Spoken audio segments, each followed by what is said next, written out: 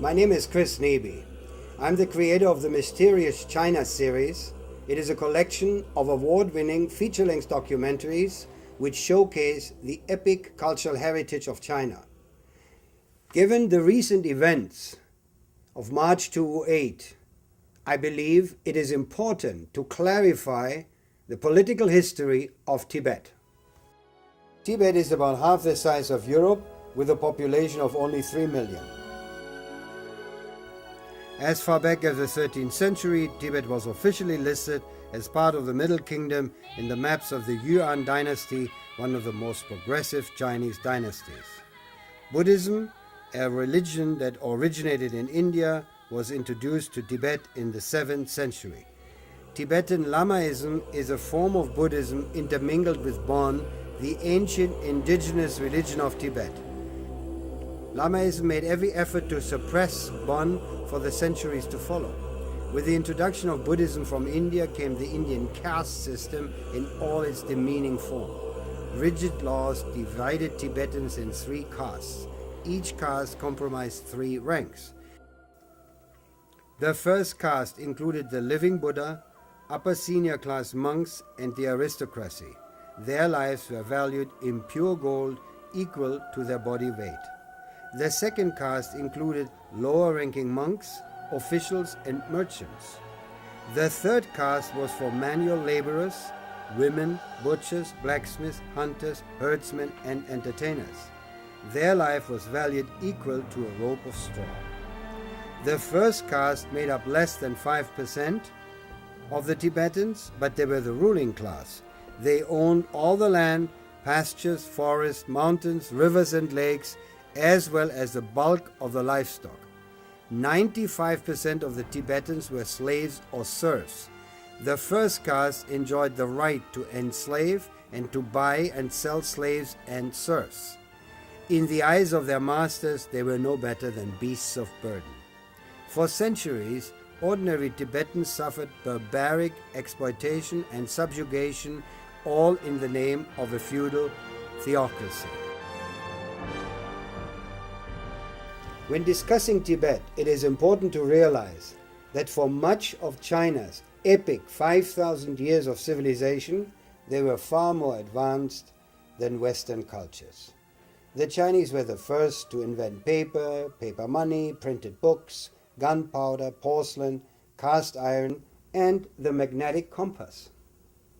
During the last 2 centuries, however, China's relationship with the West has been tragic because of the oppressive colonial Western powers and Imperial Japan. Subsequently, for protection, China isolated itself from the outside world. The result is that today, China is still a developing nation facing many problems, but it is rapidly solving them with ingenuity and diligence. In recent years, official documents have come to light which expose the many plots hatched by foreign interests to carve off a piece of Tibet or split the entire Western region from China. In the history of the world, it is arguable that no greater injustice has been recorded than the racist, criminal, and barbaric treatment of China by the colonial, imperialistic powers led by Great Britain in the so-called Opium Wars in the 19th century. The population of China decreased by over 60 million in the period of these conflicts and attacks from foreign powers. China's population at that time was only around 400 million.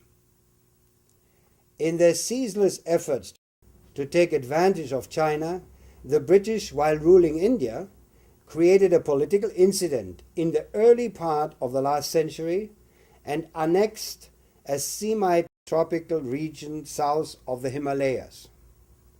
This area had been part of China since ancient times, when this was a holy place for the worshippers of the indigenous Tibetan religion known as Bon.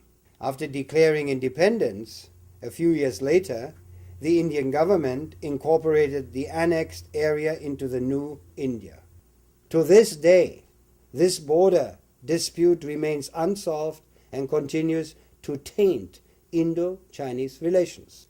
With British support and encouragement, Tibet declared independence from China in 1913. This claim of independence was never acknowledged by China, as it had much more pressing problems to deal with. The Qing dynasty had fallen, and the new central government in Beijing faced many problems trying to consolidate the rest of China, all the while fighting warlords backed by foreign powers. It was in 1950, after ending the Chinese Civil War and defeating the Imperial Japanese Army, that the central government firmly asserted its presence in Tibet. In 1959, backed by British interests, a revolt broke out in Tibet. The central government quickly quelled the rebellion of the rich and ruling theocratic elite, sending the Dalai Lama and his entourage of senior monks and nobles to India, where they have remained ever since. During those centuries, the Chinese central government had not involved themselves in the internal affairs of the despotic, feudal theocracy of Tibet.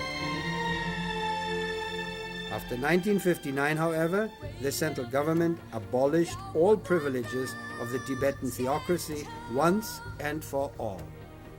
An extensive land reform was enacted, providing former slaves their own land to till.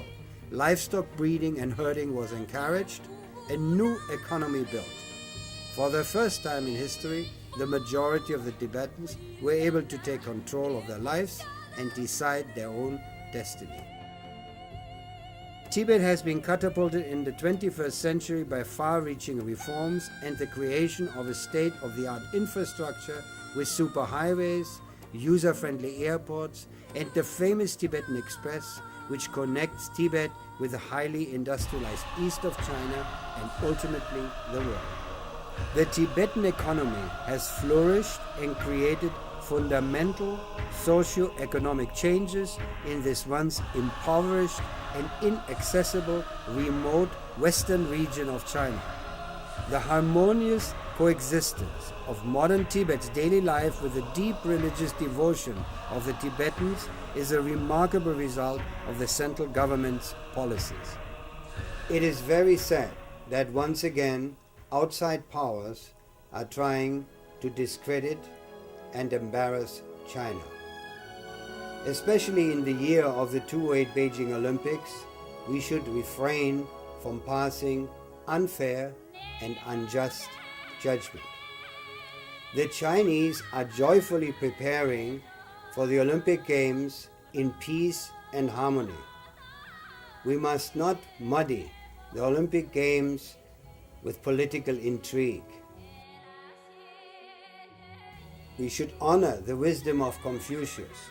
Don't do to others what you do not want them to do to you. Study history, not the media. The truth is not to be found in a television broadcast.